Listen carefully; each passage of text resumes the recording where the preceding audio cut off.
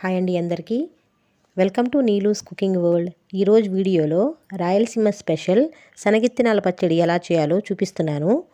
వేడి వేడి అన్నంలో నెయ్యి వేసుకుని ఈ శనక్కాయల పచ్చడి వేసుకుని తింటుంటే చాలా బాగుంటుంది. అండ్ అలాగే చాలా తక్కువ ఇంగ్రీడియంట్స్తో అప్పటికప్పుడు రెడీ చేసేసుకోవచ్చు.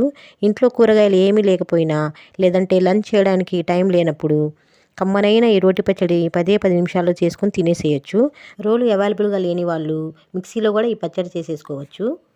మరి మన తెలుగు ట్రెడిషనల్ శనగిత్తనాల పచ్చడి ఎలా చేయాలో చూసేద్దామా? ముందుగా ప్యాన్లో 1 కప్పు శనగగుండ్లు వేసి లో ఫ్లేమ్ మీద టైం తీసుకొని వేపాలి. ఇలా వేగిన శనగగుండ్లను ప్లేట్లోకి తీసి పొట్టు తీసి ఉంచుకోవాలి.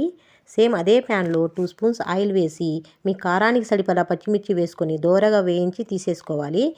ఇప్పుడు అదే ప్యాన్లో ఆయిల్ ఏం వేయకుండా టమాటాలు వేసుకొని చక్కగా వేయించుకోవాలి. నేను ఇక్కడ 1/2 కిలో టమాటాలు తీసుకున్నాను.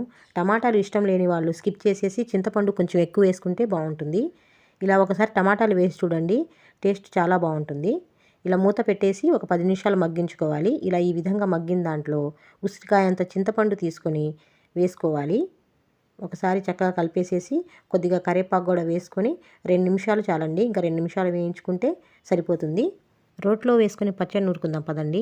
ముందుగా రోటిని శుభ్రంగా కడుక్కొని ఇలా ముందుగా పల్లీలు వేసుకొని దంచుకోవాలండి. మిక్సీలో అయితే ముందు పల్లీలు వేసుకొని తర్వాత 1 బై 1 అవన్నీ వేసుకొని పల్స్లో తిప్పుకుంటే సరిపోతుంది. ఇప్పుడు రోట్లో ఇలా పల్లీలు మెత్తగా నలిగిన తర్వాత పచ్చిమిర్చి కొంచెం కల్లుప్పు వేసుకొని చక్కగా దంచుకోవాలండి.